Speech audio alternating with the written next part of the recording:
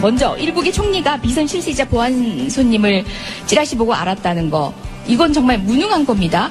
근데 두 번째로는 거짓말이라서 놀랐습니다. 이건 정말 유능한 거짓말장이가 되는 건데요. 둘 중에 어느 걸 선택하실지 모르겠지만 드러난 증거는 유능한 거짓말장이를 가리키고 있습니다.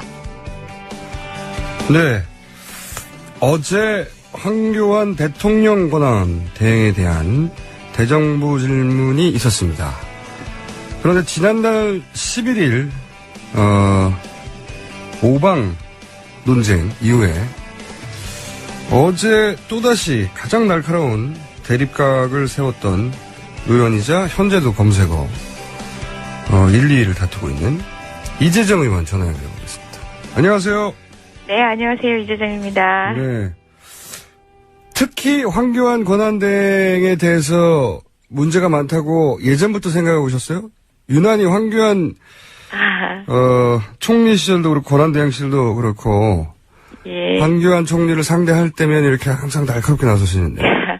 지난번 같은 경우는 기본적으로 황교안 총리가 총리의 직분보다는 기존의 법조인 인식, 특히 검사 인식으로 자꾸 답변을 하면서 의원님들을 힘들게 하는 답변 태도를 저는 한번 지적하고 싶었고요. 이번 같은 경우는 제가 마지막 주자였거든요, 저희 당이요. 네. 그래서 저도 이제 상임위가 소속돼 있기 때문에 관련된 다른 내용들을 준비했었는데, 그래도 황 총리님께서 다른 의원님들 질문에 관리형 총리로서 국회에 대한 다짐이나 이런 부분들을 말씀을 주셨더라면은 저는 다른 장관을 불러서 다른 얘기를 사실 묻고 싶었습니다.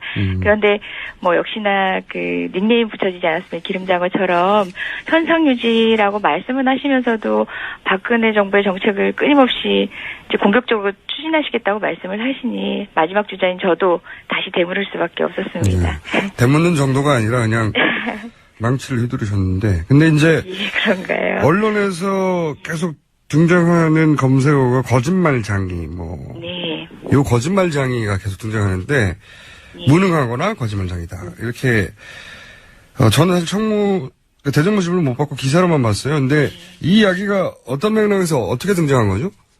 예, 지난번 대정부 질문 당시에서 최순실을 모른다고 했고 계속 제가 다그쳐 물으니까 찌라시를 보고 알았다라고 했는데 사실상 최순실의 문제가 여러 번 건건이 문제될 때마다 직을 가지고 있었던 분이거든요. 그러니까 몰랐다는 거는 그 직을 충실히 하지 않았다는 거니까 무능하다라는 뜻이었고요. 그런데 사실은 알고 있었을 가능성이 농후하다. 제가 파악한 증거만 해도 공식적인 증거가 3개다. 어떤 근거가 있습니까? 거짓말장이 아니냐 이런 얘기였는데요. 제일 먼저 제가 지시했던 게 황교안 총리 개인 블로그가 있습니다. 개인 블로그. 예. 그걸 보면 2007년도 당시에 그 법무부 정책기획 단장이던 시절에 쓴 글인데요. 개인적 소회인 것 같아요. 하나님 편에서 보기라는 제목의 글로 해서 요새 한나라당 경선 후보들 사이에 검증 공방이 한창인데 경선 후보 한 분이 독실한 크리스찬이면서도 추한 모습을 보이고 있다라는 건데, 당시 경선 후보를 상정해 봤을 때 독실한 크리스찬은 이명박 전 대통령 아니겠습니까? 그렇죠. 그 내용이 가리키고 있는 내용이 실질적으로는 최순실 논쟁이었던 거죠. 본인이 개인 블로그에 올릴 정도로 경선 과정을 충분히 숙지하고 있었다는 얘기고요. 그러니까 당시 한나라당 그 두 후보, 이명박 당시 후보와 박근혜 두 후보가 최순실 논쟁을 한창 했었는데, 네. 그걸 봤으니까 추하다고 하지 않았겠느냐 이런 말씀인 거죠. 네. 그때 최태민 목사 얘기까지도 나왔었고요. 네. 언론에서는 지금 거론된 사람들 다 나오거든요. 그때 맞습니다. 예. 그리고 또 하나는 19대 때 네. 제10차 법제사법위원회 전체회의를 제가 당시에 황교안의 발언을 제시를 했는데요. 정윤의 문건 파동에 대해서 제대로 밝혀보자라는 얘기가 실제 신박계 의원에 의해서 이제 제시가 됐었고, 황교안 법무부 장관이 철저하게 살펴보고 수사하겠다라고 답변을 했어요. 속기록에? 예. 속기록을 그래서 제시를 했었고요. 또 하나는 상계 공소장이에요. 그 역시도 황교안 총리가 그 당시에는 이제 법무부 장관이던 시절인데요. 그 상계 공소장 내용에 여러 차례 정윤회라든지 그 다음에 최 목사 등등, 또는 그 정부의 아내, 그러니까 최순실 등에 대한 얘기가 나옵니다. 그 관련된 사건이 뭐 국제적으로도 주목받고 있었던 상황이기 때문에 법무부 장관이 관련된 내용을 파악하고 있지 않았다는 거는 또 말이 안 되는 거고요. 그때까지가 공적으로도 무려 3번이다. 그런데 어떻게 증권가 찌라시 또는 어떤 찌라시를 칭하는지 모르겠지만 찌라시 보고 알았다는 얘기를 국회에서 답변할 수 있느냐 이런 취지였습니다. 그러니까 최순실 씨를 개인적으로 만난 적이 있느냐는 질문이 아니라 존재를 알았느냐는 질문에 대해서 몰랐다고 했기 때문에 그렇죠. 찌라시 보고 알았다고 했죠. 네, 존재를 몰랐던 것은 가능하지 않다. 네. 그렇죠. 예. 네, 이미 10년 전에 논쟁 두 하나는 후보 간의 논쟁도 지켜봤고 네. 네, 최태민 일가 얘기가 공소장에도 나왔고 산케이에 그렇군요. 사실 이 논쟁이 뭐 이 자체로는 황교안 총리가 모르지 않았을 것이고 실질적으로는 비호하는 취지의 발언들을 워낙 많이 했기 때문에 국민들은 제가 지적하고 있는 그래도 최소한 이때는 알지 않았냐라는 지적조차도 되게 마음에 안 차실 거예요. 그런데 그 얘기부터 반박을 하고 나서니까 예, 저도 답답하고 보시는 분들도 답답했을 것 같습니다. 어제도 인정을 안 했죠? 예, 인정하지 않았습니다. 개인 블로그 심지어 하지 않고 있다고 얘기했고요. 저한테 개인 블로그 그걸 다시 띄워달라고 얘기했는데 제가 그걸 띄워주지 않는 바람에 없는 블로그를 거짓으로 이렇게 했다라고 밀어붙였다라고 생각하시는 분들이 있는 것 같아요. 사실 띄워달라고 얘기했던 그 순간에 남은 시간이 40초였습니다. 마무리를 해야 되는데 그 PPT가 띄워지는 순간까지도 질의자의 질문 시간으로 칩니다. 그래서 제가 그 부분을 너무 잘 알고 있는 황교안 총리가 저는 시간을 끌기 위해서 하는 액션이라고 생각했고 일단 마무리 발언을 그냥 저는 한 겁니다. 그러니까 실제 어제 대정부 질문에서는 블로그가 있는지 없는지 확인되지 않고 끝났지만 개인 블로그 확실히 있다는 말씀이시네요? 예. 저희가 인터넷으로는 공유하긴 했고요. 황교안 총리는 블로그가 없다고 했고 블로그를 이용하고 있지 않다라고 얘기했습니다. 왜 있는 걸 없다고 그랬을까요? 본인이 기억 못할 만도 하다는 생각도 전 이해가 갑니다. 왜냐하면 개인 블로그 들어가 봤더니 게시글의 상위의 상당 내용이 그 비오그라 있잖아요. 한때 많은 분들이 관심을 가지게 된 약품. 그 약품 관련된 광고 글이 여러 개 있더라고요. 한동안 뭐 계정 휴업 상태로 비워둔 것 같긴 합니다.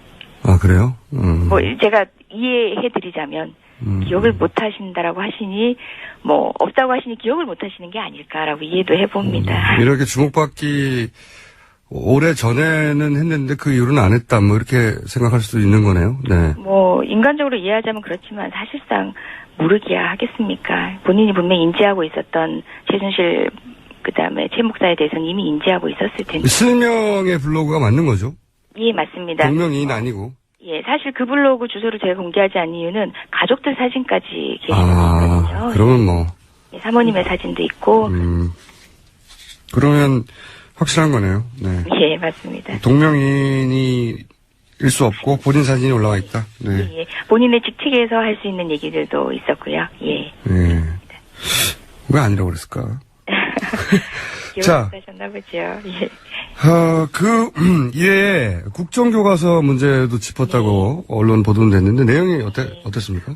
제가 뭐 국정교과서 문제나 한일 위안부 합의 문제, 그다음 사드 문제를 하나하나 뒤집었다기보다는 황교안 총리가 박근혜 총리의 남은 정책을 단순 실행이 아니라 적극적으로 추진하는 방식으로 하는 것에 대해서 국회가 경계하고 있는 목소리, 국민이 우려하고 있는 목소리를 전한 거거든요. 네. 근데 황교안 총리는 그거는 현상 유지 활동의 일환이다.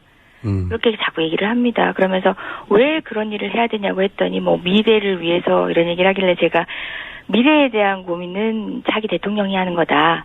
현상 유지라는 말은 하면서도 그 정책을 적극적으로 실현해야 되는 그리고 또 앞으로도 판단해야 될 부분이 있는데 그걸 현상 유지적 총리가 하는 건 타당하지 않다라고 지적했는데 수긍하지 않더라고요. 우려되는 겁니다. 여전히. 예. 그러니까 권한 대행이 아니라 사실상 대통령의 권한에 가까운 행위를 하고 있다고 보시는 거죠? 19.5대 대통령 19.5대 받고 있습니다. 사실상 19.5대. 네. 예. 그 표현은 본인이 생각해내신 거예요? 예, 방금 생각했습니다. 지금 안가요? 예. 네. 아니, 순발력이 아주 좋으세요. 네. 예전부터 그렇게 생각해 왔는데 요즘 국회의원 되신 이후에 더욱 순발력이 좋으신 것 같아요. 칭찬인지 뭔지. 네. 연습하십니까 어디서? 예. 학원에 다니시나? 자, 근데 이제 이렇게 대통령 권한에 가까운 19.5대 대통령에 가까운 권한을 행사한 이유가 뭐라고 보십니까? 이유가 있을 거 아닙니까? 저는 뭐 한간에는 여러 가지 해석들을 하시면서 뭐 한교안의 차기 대권에 대한 네. 뭐 개인적 욕망으로 푸시는 분들도 있는데요. 저는 무엇보다 황교안 총리가 지금 국회에서 보여준 모습만 보더라도 최순실 박근혜의 남은 것들을 비호하기 급한 게 분명하거든요. 이 역시도 박근혜 정부의 또는 본인이 지지하는 어떤 보수층의 수건 사업이라고 생각하는 것들을 완결해야 된다는 그런 본인 스스로의 사명감을 갖고 있지 않나라는 생각이 듭니다. 거듭 어제 과정에서도 거듭 이야기한 것들이 국가 안보라든지 그리고 바른 교육이란 얘기를 하거든요. 박근혜 대통령에 의해서 거듭 강조됐던 내용을 앵무새처럼 반복하고 있는 것이지 정부의 관리형 총리로서 할 수 있는 말들이 아닌 얘기를 계속 언급합니다. 저는 한편으로 그분을 지지하는 층에서는 뚝심이라고 보시겠지만 사실상 박근혜 정부의 정책에 대해서 반대해서 탄핵까지 이르게 되었다면은 지금 현재로서는 국민의 뜻은 그런 것들은 중단하라는 뜻이거든요. 국민의 뜻을 들어야죠. 예. 또 한 가지 어제 문제가 됐던 대목이 법무부 장관 시절에 세월호 수사에 외압을 행사하지 않았냐. 네. 본인은 부인했습니다. 네. 관련 내용이 어떻게 되는 거죠? 사실 저도 그 부분을 질의를 하려고 했는데 질문을 할 시간이 사실상 주어지지 않았는데요. 몇 의원님들이 그 부분을 지적하니까 아니라고만 하고 치웠고 사실 그 이상 저희가 다그쳐 묻기도 어려운 상황이긴 합니다. 애초에 세월호에 외압을 행사했다고 하는 근거는 뭐였습니까? 예, 변찬우 전 광주고검장의 발언인데요. 네. 사실상 뭐 법무부나 청와대가 당시에 그 판단이 책임이 국가로 돌아올 수 있는 방식의 수사를 반대했다라는 거거든요. 해경 경비정장에 대해서 구속영장 신청하려고 하니까 기소조차 꺼려하는 상황이었다. 그 이유가 그 사람이 기소되거나 구속영장이 청구되고 나면은 책임이 바로 국가로 이어질 수 있는 수사이기 때문이다라고 했거든요. 근데 제가 시간이 더 있었다라면 이 얘기를 묻고 황교안 총리에게 물었을 것 같아요. 그러면은 왜 변찬우 전 고검장이 이런 발언을 했겠느냐. 정신혼장 가운데 있던 분도 아니에요. 결국은 이 건으로 인해서 비로소 자천된 분이거든요. 그렇다면 이분의 이력을 보면은 변찬우 전 광주 고검장도 뭐 대구 쪽, 그러니까 경상도 쪽 출신으로 굉장히 그래도 보수적인 분으로 손꼽히는 사람이었고, 그리고 명색이 고검장까지 올라갈 정도면 검찰 내부 검증에서도 어느 정도 동질성을 이제 이 정권 하에서도 동질성을 인정받았던 분인데 사실상 이분의 말을 아무런 근거 없이 배척할 수 있다는 게 납득이 더 안 되는 거죠. 근데 그 얘기를 검사라면은 검사 출신 총리라면은 그 얘기에 반박할 수 있어야 된다고 생각해서 한번 물어보고 싶었는데 기회가 없었습니다.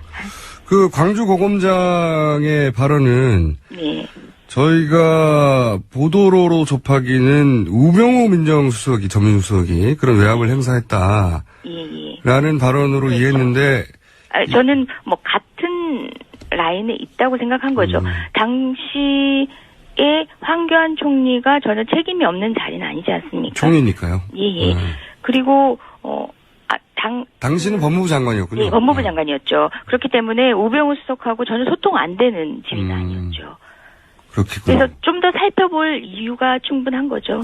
사실상 뭐 수사를 한다라고 할 때는 유죄 증거처럼 명징할 때 수사에 착수하는 게 아니라 혐의가 어느 정도만 드러나면은 수사를 해보는 거잖아요. 무고한 사람을 잡는 건 되지 않지만 이렇게 신빙성 있는 증언이 있다면은 충분히 살펴볼 필요가 있는 거죠. 합리적인 지적이라고 보고 한 가지만 더 여쭤보자면 저희도 잠깐 어제 뉴스 브리핑에서 다뤘는데 한교안 권한대행이 한 첫 번째 인사이자 현재까지는 유일한 인사가 마사 회장 인사 아닙니까? 그러면서 이유는 이제 경제 살리기라고 했는데 경제를 살리기 위해서 해야 할 수만 가지 종류의 조처가 있을 텐데 이제 마사 회장을 임명의 첫 번째였어요. 이거 어떻게 보십니까? 왜 그랬을까요? 저 역시도 어제 다른 의원님께서 질문하실 때 저희가 다 같이 웃었는데요.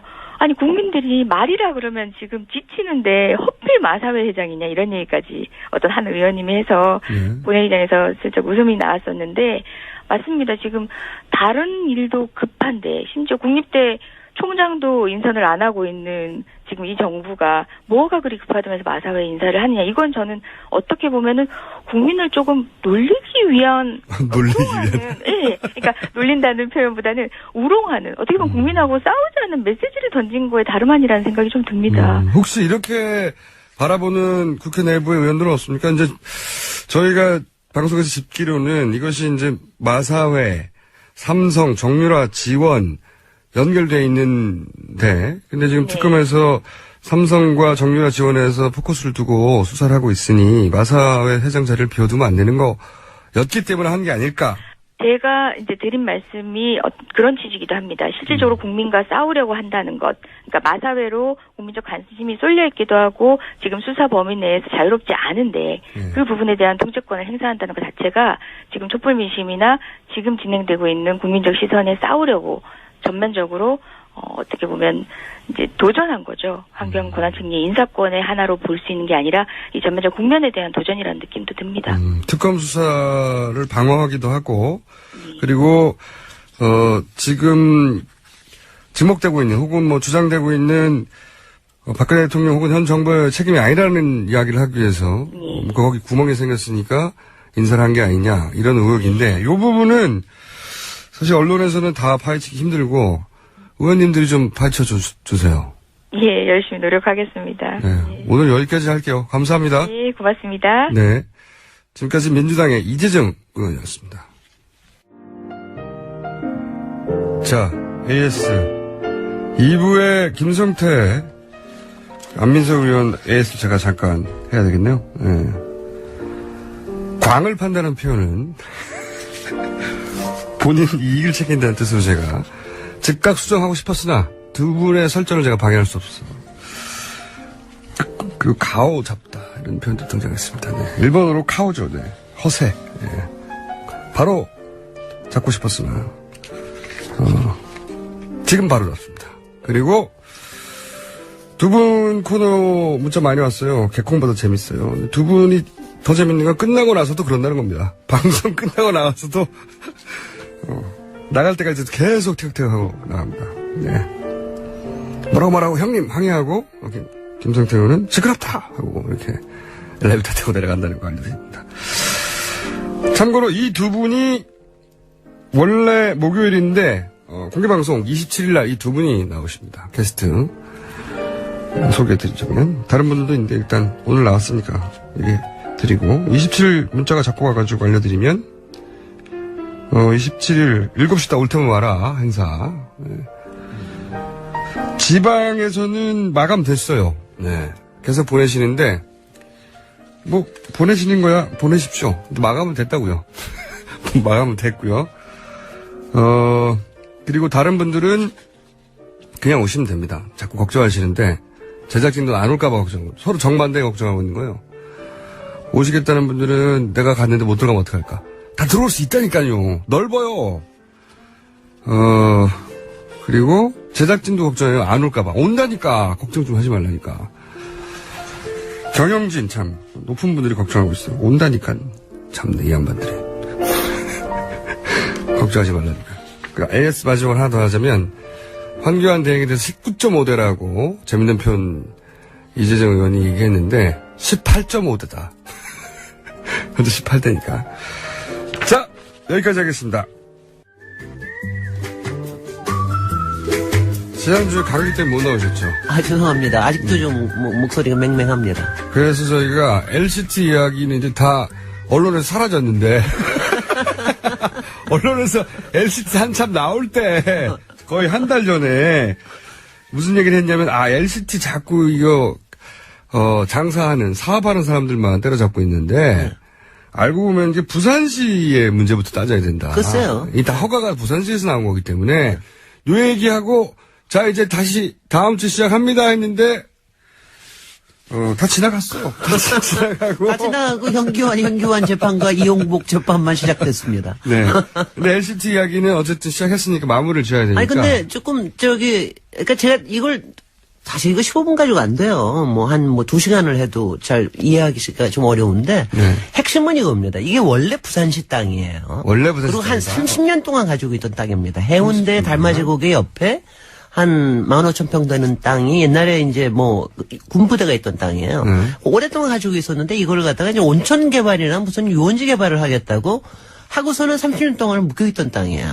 근데 그걸 갖다 2007년에 부산도시공사를 통해 가지고서 민간업자를 이제 사업자를 이제 공모를 하는 거죠. 그때 나타난 게 이용복입니다. 네. 이용복한테 나타났는데 여기서부터 이제 한 12가지 고개를 넘어야 되는데 이걸 다 할지 어떨지는 모르겠으나 일단 중요한 것만 합시다. 중요한 고개부터. 중요한 이건 부산시와 부산도시공사가 핵심이다. 그리고 모든 거에 그 부산시와 부산도시공사의 핵심이 있다. 그 외에 이제 무슨 뭐 국회의원도 있고 뭐 등등의 이용복도 있고 이런 건데 맨 처음부터 이상했던 게 뭐냐면은 왜 사업 시행자가 이용복의 PFP가 됐는지는 저도 잘 모르겠어요. 3개가 컨소시엄이 있었는데 그 중에 하나가 됐습니다.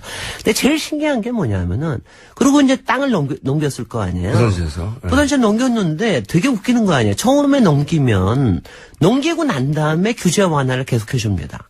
높이도 완화를 해줘요. 네. 높이가 원래 60m밖에 못 치는데요. 네. 지금 몇 m죠? 400m입니다. 400. 400m 하나, 그 다음에 한 300m 2개. 해가지고서는 이거를 높이 규제를, 원래는 60m 규제를, 높이 규제를 없애버려요. 네. 그리고 이게 뭐냐면 원래 중심 미관지구라고 하는 걸 없애버리는 거예요. 네. 그리고 제일 또 그 다음에 저기 했냐면 여기에 아파트를 제가 왜 초고층 할 때 그 얘기를 했잖아요. 우리나라에 초고층이 가능할 수 있었던 거는 분양 사업이고 아파트 때문이다. 네. 아파트를 분양하기 때문에 이제 돈이 들어오니까 그거 가지고 사업을 하는 거죠. 네. 근데 아파트를 못 짓던 땅을 아파트를 짓게 해주는 거예요. 근데 이렇다면 뭐 그럴 일이 일어날 수도 있죠. 네. 근데 그렇다면은 부산시로서는 땅값을 좀 높이 쳐야 될 거 아니에요. 그렇죠. 원래 용도 규제 완화를 하고 난 다음에 땅을 팔든가 아니면 용도 규제를 하고 나면은 무슨 땅값을 더 할 수 있도록 해줘야 될 거 아니에요. 그러니까. 그런 게 하나도 없었어요. 여기 핵심은 규제를 풀어서 네. 돈을 더 많이 받을 수 있는 상태에서 땅을 줘야 되는데 싼 상태에서 땅을 쓰게 해준 다음에 규제를 그때 풀어줘서 땅값이 올라가게 만들어줬다. 그렇습니다. 바로 그게 뭐냐면 가령 타워 팰리스에 있는 대치동 같은 경우에 삼성이 샀는데 그때도 사업지역으로 다 풀고 난 다음에 팔았거든요. 그게 정상이죠. 그게 정상이죠. 최대한 그렇지. 비싸게 팔아야죠. 그렇지 않은 경우에 용산 같은 경우에 용산 개발은 지금은 이제 다 없어져 버렸지만 거기는 뭐냐면은 땅값을 솔직히는 철도공사에서 너무 많이 요구를 했어요. 너무 비싸게 불렀다 처음부터. 그러다가 그래서 이제 사업이 잘 안 되니까 나중에는 어떻게 했냐면 용산 철도공사에 자기가 그럼 사업자로 들어가겠다 같이 자기들이. 투자를 해준다. 그러면 리스크 테이킹을 같이 하는 거죠. 네. 이익을 내도 더 많이 내든가 더 많이 가져가든가 아니면 망해도 같이 망하든가. 네. 이렇게 했어야 되는 거예요. 그런데 여기는 땅을 싸게 주고 나서 네, 다 풀어준 거야. 땅값 올리는 조치는 나중에 취해가지고 그 이익을 업자가 가져가도록 했다. 네네. 근데 그런데 거기다가 더 한심한 건 뭐냐면 더 있습니까? 네. 교통 영향 평가 같은 거니 무슨 환경 영향 평가 이런 걸 해야 돼요. 네. 근데 교통 영향 평가를 하면 주변에 도로를 만들어야 되는데 도로는 그렇죠. 또 부산시 돈으로 다 해줘. 몇백억을 들여가지고. 그러니까 이 기가 막혀, 업자가 돈을 벌도록 최선을 다해줬네요. 최선을 다해줘. 난 이게 보면은 대통령 말씀에 의하면 온 우주의 기운이 다 여기로 쏠린 거예요. LCT로. 근데 얼마나 한심하냐면은 그러면서 법도 막 바꿉니다. 법 바꾸는 이제 가장 기여를 한 게 현기환 의원이죠. 현기환 의원이 뭘 했냐 하면은 초고층에 아파트가 들어가는 거에는 분양가 규제를 없애줘요. 그전에는 분양가 규제가, 분양가 상한제가 있기 때문에 얼마 이상은 못 팔거든요. 네. 근데 그 분양가 상한제를 없앱니다. 초고층에 한해서는? 초고층에 한해서. 그러니까 여기에 약 800세대가 분양가 규제가 없어진 거예요. 그래서 평당 7천만 원 얘기가 나오고 그런 겁니다. 근데 그것도, 이거 참 보고 있으면, 요거를 언제 했냐면 현기환 주석이 국회의원 할 때 했어요. 그러니까 이게 2008년부터일 겁니다. 네. 그러니까 정말 미리미리 탁탁 짰다는 게 이렇게 보여요. 꼼꼼하게. 꼼꼼해. 아니, 그러니까 정말 부동산으로 뭐 하려고 그러면은, 불법을 하려면 무지무지 성실해야 돼요. 사방을 다 저기를 해야 돼요. 살펴서. 그 외에 미국의 추리소설 보면 펠리칸 브리프라는 거 있잖아요. 네. 왜 나중에 그 대법원의 판결을 하나 만들기 위해서 대법원 죽이고 뭐 이러는 거를 한 10여 년 전부터 이게 작동을 하잖아요. 그리고 이게 딱 10여 년 동안 한 겁니다. 10여 년 동안. 네. 이건 정말 선수네요, 선수. 선수예요. 그러니까 선수끼리 이너서클이 딱 돼 있는 거죠. 그러니까. 선수가 딱 보고, 네. 여기서 최대 이익을 뽑는 방법이 뭐냐. 라는 그림을 그려놓고, 거기까지 가는데 방해가 되는 게 뭐냐, 거꾸로. 네. 따져서 하나씩 푸는 거예요. 제거해 그럴 나가는. 때마다. 근데 그 고비가 12개가 있었던 거예요? 12개, 지금 제가 이제 하나하나 지금 다 하기가 어려워서, 지금 저 하는 그 땅 파는 거부터, 그 다음에 규제 완화하는 것도 60m 규제 완화한 거, 네. 그 다음에 뭐 부동산, 아파트 저기 한 거, 거기다 또 하나가 또 있어요. 뭐 있습니까? 거기다 또 뭐가 있냐, 법무부에서, 이게 황교안 장관도 수상하다고 그러는 게, 이거는 나는 무슨 다른 압력이 있을 거라고 생각을 해요. 여기다 뭐 했냐 하면은, 외국인 투자를 활성화해 줍니다. 외국인 투자를. 근데 이게 웃기는 게, 아니, 지금 외국인 투자 활성화하게 해주는 게 있어요. 외국인이 여기서 아파트를 사면은, 여기서 영주권을 주거나 이러는 거예요. 그 두바이처럼. 두바이처럼. 네. 그렇게 하는 게 우리나라에 몇 군데가 있습니다. 경제자유구역. 네. 그러니까 제주도 같은 무슨 그리고 관광특구가 굉장히 큰 거. 근데 부산에서 여기 해운대에는 딱 여기 LCT 하나야. 여기가 전체가 아니라 다른데 LCT 하나만 그래요. 다른 데는 그 지구가 구역인데. 여기는 빌딩에. 딱 빌딩이에요. 요거 하나야. 아니, 그러니까는 분양이 된 거야. 아니, 보면은 정말, 아니, 그 사이사이에 어쩌면 누구도, 문제제기는 많이 했습니다. 시민단체에서, 그리고 학계에서도. 근데 어쩌면 이런 거를 다 피해갈 수 있었는지가 정말 신기할 정도예요. 요게 가장 재밌는 것 중에 하나예요. 그러니까 어떤 특구가 정해졌어요. 네. 그 지역 전체 경제 활성화나 그 지역을 그런 목적으로 활성화시키기 위해서 정부가 요 지역에 한해서는 그런 특혜를 준다. 다른 나라도 있어요, 사실은. 많이 있어요. 예. 외자 유치를 위해서 다른 나라도 있거든요. 뭐 얼마 이상 하면 유럽에도 보면 얼마 이상 하면 그 영주권을 준다든지 이런 거 있는데 그런데 전 세계 유리가 없을 것 같은데 빌딩 하나에 요 빌딩에 들어오면 그런 법 적용을 받는다. 그래서 이걸 갖다 법무부에서 요게 또 2010년, 12년 요 사이입니다. 요 사이 여기 현기환 국회의원 시절 동안에 이런 것들이 다 이루어졌습니다. 현기환 전 수석이 여기랑 다 관련이 있다고 지금. 저는 하여튼 국회의원에 있는 동안에는 아마 그런 일들을 국회의원 혼자 이런 일을 해낼 수 있나요? 아니 혼자서는 못하죠. 그렇죠. 여러 가지 열심히 저기를 하죠. 아니 근데 현기환 이분이 워낙 부산시의 정책수석이었어요. 저는 현기환 의원에 대한 인상은 사실은 나쁘지 않습니다. 국회의원 시절에는. 딴 새누리의원들보다는 좀 더 조금 더 점잖게 보이고. 논리적으로 얘기하는 것처럼 보이고. 그런데 이 양반이 이상하게 무슨 분양가 규제 푸는 거 이런 거 같은 거 제안을 하고서 내가 조금 이상하게 생각을 했거든요. 그때도. 근데 부동산은 굉장히 밝은 사람인 건 분명히 느껴졌습니다. 그리고 부산시의 여러 가지 개발, 황만 개발, 도심 개발을 위한 법안에 혈안이 돼 있던 건 제가 그거는 기억을 합니다. 그러니까 그분들은 엄청나게 성실하게 그 일들을 하고 있었는데 저는 쓸데없이 4대강만 파고 있었던 거죠. 저는 제가 항상 주장은 불법은 성실합니다. 정말 그래요. 불법은 성실하고 이런 규제들을 다 피해가려면 진짜 연구하고 막 해야 되거든요. 정말 연구하고 해야 하는데, 근데 여기까지가 그냥 규제 완화에 관련된 사안이고요. 그 다음에 이제 정말 더 이상해진 게 뭐냐면은. 또 있습니까? 100층 넘게 짓고 운운해가지고 중국에 한 건설회사를 해가지고서는 통키를 주고 그랬어요. 근데 이 사람들이 손 들고 나갔어요. 이거 도저히 수익성이 안 난다 그래가지고. 중국 개발.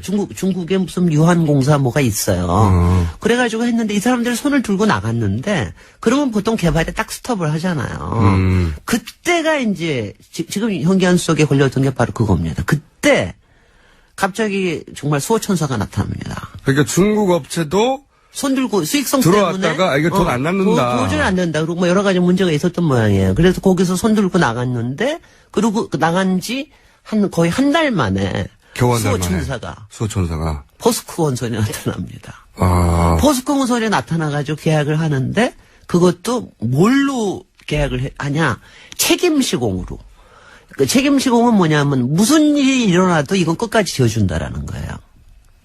무서운 책임이네요. 그러니까 무슨 중간에 부도가 나거나 돈이 안 들어와가지고 업체가 문제가 굉장히 많이 있을 수가 있잖아요. 포스코 개발이요? 포스코 건설이. 네, 포스코 건설이 자기네들 책임 시공을 전제로 해서 들어옵니다. 이게 시점이 언제죠? 이게 2014년인가 14년입니다. 14년이니까 2년 전이죠. 박근혜 대통령 네네. 시절이네요? 박근혜 대통령 시절입니다. 그때 저기 정부 수석 되기 얼마 전이었을 거예요.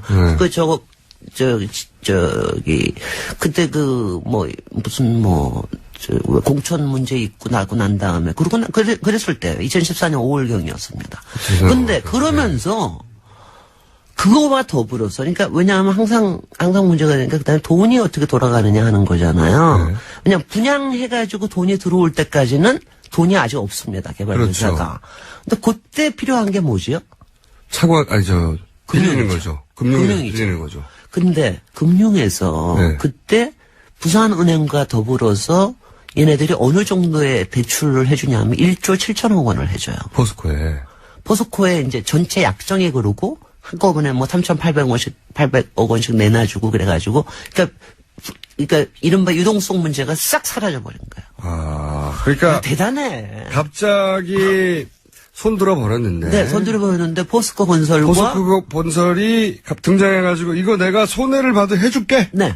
선언을 했고. 네. 그러려면 돈이 있어야 되는데 그 돈이 갑자기 금융기관으로부터 1조 단위 이상의 대출이 돼버렸고. 그러고 나서 몇 개월 있다가 분양을 시작을 하지. 거기서부터는 뭐 특혜 분양 뭐 해가지고 저기를 하지. 근데 제가 금융에 대해서는 또 하나 얘기할 게 있어요.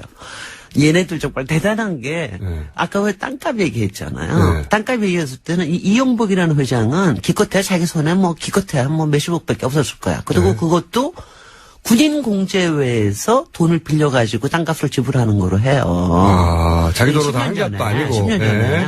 원래 그런 겁니다. 원래 부동산이라는 거는요.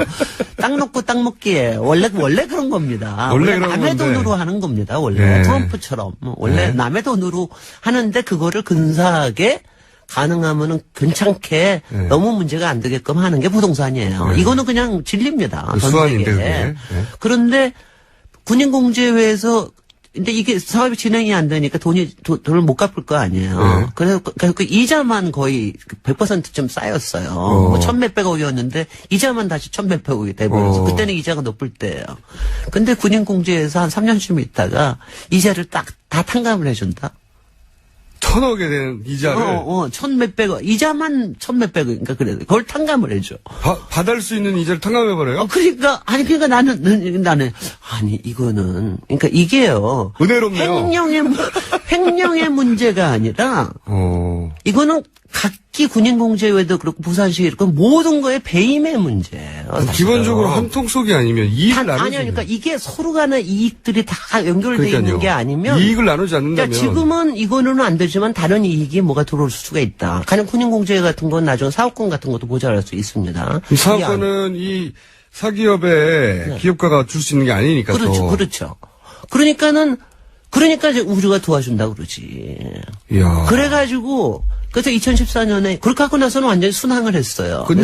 순항을 하면서 저는 제 동기 중에 하나가 여기 또 무슨 PM이에요. 막 여기 우리 100층 짓는다 이러면서 자랑하고 그래서 야, 너 잘 들어가라, 잘 봐라, 주변 좀 잘 살펴라 뭐 이러면서 이제 잘 가고 있었는데 이제 문제가 그렇게 쌓이니까 근데 그 와중에 어느 만큼 뭐 이용복 회장은 돈을 이것저것 썼겠죠. 뭐 무마하거나 로비하거나 그러니까 부산시 관련, 부산도시공사 관련, 뭐 중앙 관련, 국회 관련 뭐 등등에 관리하고 이런다. 그러니까 검찰에 뭐가 잡히긴 잡혔겠죠. 검찰도 뭐 로비 대상이었다고 그러는데. 왜냐하면 그 과정에서 불이익을 당한 쪽에서 진정을 하거나. 그럼요. 계속 많이 들어갔을 겁니다. 그렇죠. 그럼 검찰도 인지했겠죠. 그래가지고 작년에 그게 작년이었을 겁니다. 작년에 검찰이 좀 세게 수사가 들어가려고 그러는 거를 무마한 게 이제 현기현 수석이라고 지금 얘기를 하는 거죠. 근데 현기현 수석 혼자서 이걸 다 했다는 건 말이 안 되는데. 아니, 그러니까 혼자서, 저는 지금도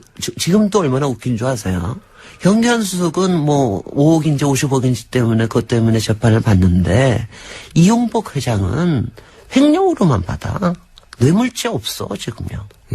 그러니까 진짜는 뇌물인데. 뇌물인데, 지금 그거는 없어요.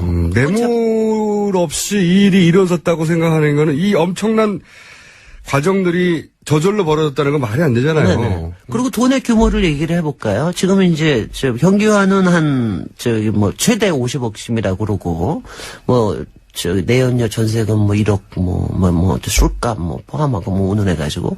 그리고 이용복 회장은 많게는 700억, 그 다음에 500억 그 정도 된다는데, 여기 이익이 얼마인 줄 아세요? 이게 뭡니까? 한 3조쯤 되거든? 그러니까 3조 중에 1조 7천억 원 정도가 원가야. 그러니까 1조 정도가 이익으로 남아. 이 이익이 다 어디 갔을까요? 이익이, 근데 그 사이에 이것저것 쓰기도 했으니까. 그래서 저는 이거 지금 딱 보면서, 지금 막 나오는데 보니까, 최순실이 지금 독일에, 숨겨놓은 재산이 8천억쯤 된다 그럽니다. 네. 지금 나온 게. 네. 그러니까 아마 여기서 최소한도 8천억 정도는 이익이 남을 거예요. 그잖아요? 네. 그래서 내가 이런 생각을 해봤어요. 아니, 10년 동안 열심히 이런 짓 저런 짓 해가지고 8천억 남기는 게 괜찮은 건가? 어떻게 하면은 이렇게 8천억씩 이렇게들 남기는 것들을 이렇게 머리를 잘 돌아갈까? 선생님이 이렇게 못해요. 나는 알기는 다 알아도 할 줄을 모르죠. 아니, 저는 찝는 건 다 하는데, 네. 그걸 가서 내 입으로 하는 거 하고, 손으로 하고 하는 걸 못하죠. 이걸 하려면요. 네. 일단 얼굴도 두꺼워야 되지만 굉장히 성실해야 돼요. 그럼요. 네. 그리고 불굴의 의지. 맞아. 그리고 불굴의 무거운 의지. 입. 네. 그리고 이용복 회장이 갖고 있는 겁니다. 그렇죠. 네. 아무도 불지 않으니까. 네네. 지금도 아무도 안 불고 있습니다. 아무도 불지 않으니까 이 사람이 이 사람은 안 부는구나. 이 사람이 원래 안 부는 사람으로 유명하다고 해요. 그러니까. 그렇기 때문에 사실은 간택이 된 게 아닌가 싶어. 그렇겠죠. 맨 처음에 TF 했을 때. 엄청난 아마 뒷돈들이 오갔다고 생각하는 게 당연한데. 그리고 뒷돈이라는 게 뭐 큰 돈이 아닐 수도 있는 거예요. 왜냐하면 조그만 거. 지금 몇 사람 또 잡혀 들어간 게 허남식 부산시장에 정부 특보하던 사람, 여기 무슨 부산에 포럼 운영하던 사람, 그런 사람 잡혀가고 있는데 왜 조금만 푼 돈들, 정치권에서는 몇 천만 원, 몇 천만 원. 예. 옛날에 혹시 기억하실지 모르지만, 굿모닝이라고 하는 개발 회사 때문에, 네네. 그것 때문에 잡혀 들어가고 막 그랬을 때, 국회의원들한테 100만 원 주고 무슨 500만 원 이런 거 가지고 걸려 들어가 그랬어요. 싼 걸로 하는 거죠, 싼 걸로. 싼 거로. 사실 국회의원은 싼 값인데. 그러니까 특보가 받았으면 시장을 얼마나 받았겠느냐 이렇게 생각하는 게 상식이긴 한데. 그러니까 그 주변에 그 이너서클이 굴러가기 위해서 필요한 돈들. 그 중에서 제일 싼 거 하나 정해가지고. 싼 거 하나 여기서 아무도 안 받았다고 하면 믿지지 않으니까. 하나 골라서 제일 싼 걸로 처리하는 게 아니겠는가. 글쎄.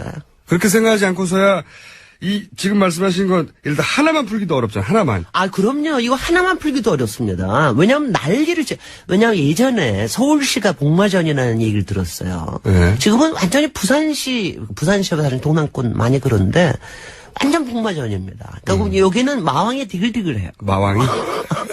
마왕들이 디글디글하고 분야별로 막 마왕들이 분야별로 이 사람들은 다 알아. 이 사람을 통해야 돼, 이 이런 사람을 마왕들. 통하고 차차차차차 연결이 돼가지고 네. 어디 가면 누구는 어디서 대접해야 돼 이런 것도 다 알아요.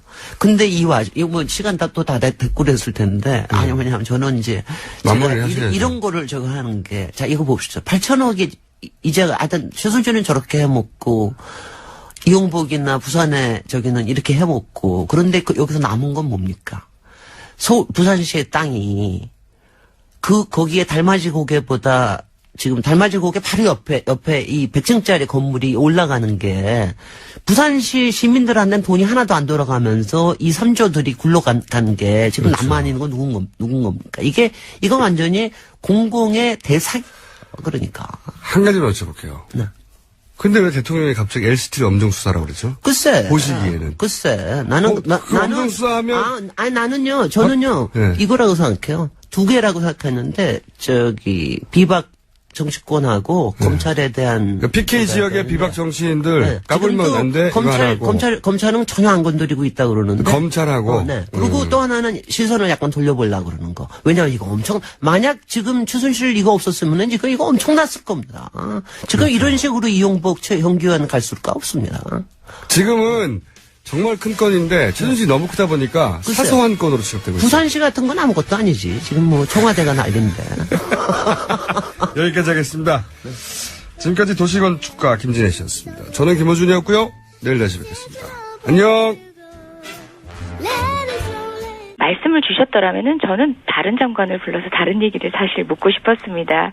그런데 뭐 역시나 그 닉네임 붙여지지 않았으면 기름장어처럼 현상 유지라고 말씀은 하시면서도 박근혜 정부의 정책을 끊임없이 이제 공격적으로 추진하시겠다고 말씀을 하시니 마지막 주자인 저도 다시 되물을 수밖에 없었습니다. 대묻는 정도가 아니라 그냥 망치를 휘두르셨는데 근데 이제 예, 그런가요? 언론에서 계속 등장하는 검색어가 거짓말장이 네. 요 거짓말장이가 계속 등장하는데 무능하거나 거짓말장이다 이렇게 저는 사실 대정부질문을 못 받고 기사로만 봤어요. 근데 이 이야기가 어떤 맥락에서 어떻게 등장한 거죠? 예, 지난번 대정부질문 당시에서 최순실을 모른다고 했고 계속 제가 다그쳐 물으니까 찌라시를 보고 알았다라고 했는데 사실상 최순실의 문제가 여러 번 건건이 문제될 때마다 직을 가지고 있었던 분이거든요. 그러니까 몰랐다는 거는 그 직을 충실히 하지 않았다는 거니까 무능하다라는 뜻이었고요. 그런데 사실은 알고 있었을 가능성이 농후하다. 제가 파악한 증거만 해도 공식적인 증거가 3개다. 어떤 근거가 있습니까? 거짓말장이 아니냐 이런 얘기였는데요. 제일 먼저 제가 지시했던 게 황교안 총리 개인 블로그가 있습니다. 개인 블로그. 예, 그거 보면 2007년도 당시에 그 법무부 정책기획 단장이던 시절에 쓴 글인데요. 뭐 개인적 소회인 것 같아요. 하나님 편에서 보기라는 제목의 글로 해서 요새 한나라당 경선 후보들 사이에 검증 공방이 한창인데 경선 후보 한 분이 독실한 크리스찬이면서도 추한 모습을 보이고 있다라는 건데 당시 경선 후보를 상정해 봤을 때 독실한 크리스찬은 이명박 전 대통령 아니겠습니까? 그렇죠. 그 내용이 가리키고 있는 내용이 실질적으로는 최순실 논쟁이었던 거죠. 본인이 개인 블로그에 올릴 정도로 경선 과정을 충분히 숙지하고 있었다는 얘기고요. 그러니까 당시 한나라당 그 두 후보 이명박 당시 후보와 박근혜 두 후보가 최순실 논쟁을 한창 했었는데 네. 그걸 봤으니까 추하다고 하지 않았겠느냐 이런 말씀인 거죠. 네. 그때 최태민 목사 얘기까지도 나왔었고요. 네. 언론에서는 지금 거론된 사람들 다 나오거든요. 그때 맞습니다. 예. 그리고 또 하나는 19대 때 네. 제10차 법제사법위원회 전체회의를 제가 당시에 황교안의 발언을 제시를 했는데요. 정윤의 문건 파동에 대해서 제대로 밝혀보자라는 얘기가 실제 신박계 의원에 의해서 이제 제시가 됐었고 황교안 법무부 장관이 철저하게 살펴보고 수사하겠다라고 답변을 했어요. 속기록에. 예. 속기록을 그래서 제시를 했었고요. 또 하나는 상계 공소장이에요. 그 역시도 황교안 총리가 그 당시에는 이제 법무부 장관이던 시절인데요. 그 상계 공소장 내용에 여러 차례 정윤회라든지 그 다음에 최 목사 등등 또는 그 일가에 정의 대한 아내 그러니까 최순실 등에 대한 얘기가 나옵니다. 그 관련된 사건이 국제적으로도 주목받고 있었던 상황이기 때문에 법무부 장관이 관련된 내용을 파악하고 있지 않았다는 거는 또 말이 안 되는 거고요. 그때까지가 공적으로도 무려 3번이다.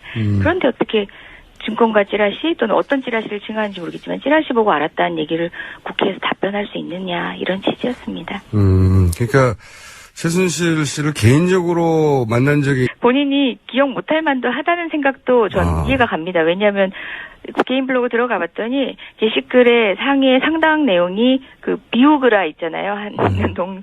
한때 많은 분들이 관심을 가지게 된 약품. 그 약품 관련된 광고 글이 여러 개 있더라고요. 한동안 계정 휴업 상태로 비워둔 것 같긴 합니다. 아, 그래요? 제가 이해해드리자면 기억을 못 하신다라고 하시니 없다고 하시니 기억을 못 하시는 게 아닐까라고 이해도 해봅니다. 이렇게 주목받기 오래 전에는 했는데 그 이후로는 안 했다 이렇게 생각할 수도 있는 거네요. 네. 인간적으로 이해하자면 그렇지만 사실상 모르기야 하겠습니까? 본인이 분명히 인지하고 있었던 최순실 그다음에 최 목사에 대해서는 이미 인지하고 있었을 텐데. 실명의 블로그가 맞는 거죠? 예, 맞습니다. 동명이인 아니고. 예, 사실 그 블로그 주소를 제가 공개하지 않은 이유는 가족들 사진까지 게시되어 아, 있거든요. 그러면 뭐. 예, 사모님의 사진도 있고. 그러면 확실한 거네요. 네. 예, 맞습니다. 동명이인이 일 수 없고 본인 사진이 올라와 있다. 네. 예, 본인의 직책에서 할 수 있는 얘기들도 있었고요. 예. 네. 왜 아니라고 그랬을까? 자. 기억하셨나 보죠. 예. 이에 국정교과서 문제도 짚었다고 언론 보도는 됐는데 내용이 어땠습니까? 제가 뭐 국정교과서 문제나 한일 위안부 합의 문제, 그다음 사드 문제를 하나하나 뒤집었다기보다는 황교안 총리가 박근혜 총리의 남은 정책을 단순 실행이 아니라 적극적으로 추진하는 방식으로 하는 것에 대해서 국회가 경계하고 있는 목소리, 국민이 우려하고 있는 목소리를 전한 거거든요. 네. 근데 황교안 총리는 있느냐는 질문이 아니라 존재를 알았느냐는 질문에 대해서 몰랐다고 했기 때문에 그렇죠. 찌라시 보고 알았다고 했죠. 네, 존재를 몰랐던 것은 가능하지 않다. 네. 그렇죠. 예. 네, 이미 10년 전에 논쟁 두 하나라당 후보 간의 논쟁도 지켜봤고 네. 네, 최태민 일가 얘기가 공소장에도 나왔고 산케이에 그렇군요. 사실 이 논쟁이 뭐 이 자체로는 황교안 총리가 모르지 않았을 것이고 실질적으로는 비호하는 취지의 발언들을 워낙 많이 했기 때문에 국민들은 제가 지적하고 있는 그래도 최소한 이때는 알지 않았냐라는 지적조차도 되게 마음에 안 차실 거예요. 그런데 그 얘기부터 반박을 하고 나서니까 예, 저도 답답하고 보시는 분들도 답답했을 것 같습니다. 어제도 인정을 안 했죠? 예, 인정하지 않았습니다. 개인 블로그 심지어 하지 않고 있다고 얘기했고요. 저한테 개인 블로그 그걸 다시 띄워달라고 얘기했는데 제가 그걸 띄워주지 않는 바람에 없는 블로그를 거짓으로 이렇게 했다라고 밀어붙였다라고 생각하시는 분들이 있는 것 같아요. 그래서 사실 띄워달라고 얘기했던 그 순간에 남은 시간이 40초였습니다. 마무리를 해야 되는데 그 PPT가 띄워지는 순간까지도 질의자의 질문 시간으로 칩니다. 그래서 제가 그 부분을 너무 잘 알고 있는 황교안 총리가 저는 시간을 끌기 위해서 하는 액션이라고 생각했고 일단 마무리 발언을 그냥 저는 한 겁니다. 그러니까 실제 어제 대정부 질문에서는 블로그가 있는지 없는지 확인되지 않고 끝났지만 개인 블로그 확실히 있다는 말씀이시네요? 예. 저희가 인터넷으로는 공유하긴 했고요. 황교안 총리는 블로그가 없다고 했고 블로그를 이용하고 있지 않다라고 얘기했습니다. 왜 있는 걸 없다고 그랬을까요?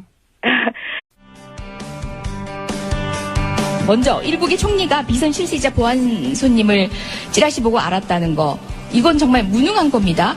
근데 두 번째로는 거짓말이라서 놀랐습니다. 이건 정말 유능한 거짓말장이가 되는 건데요. 둘 중에 어느 걸 선택하실지 모르겠지만 드러난 증거는 유능한 거짓말장이를 가리키고 있습니다. 네. 어제 황교안 대통령 권한 대행에 대한 대정부 질문이 있었습니다. 그런데 지난달 11일 오방 논쟁 이후에 어제 또다시 가장 날카로운 대립각을 세웠던 의원이자 현재도 검색어 1, 2위를 다투고 있는 이재정 의원 전화 연결해보겠습니다. 안녕하세요. 네, 안녕하세요. 이재정입니다. 네. 특히 황교안 권한대행에 대해서 문제가 많다고 예전부터 생각해 오셨어요? 유난히 황교안 총리 시절도 그렇고 권한대행 시절도 그렇고 예. 황교안 총리를 상대할 때면 이렇게 항상 날카롭게 나서시는데.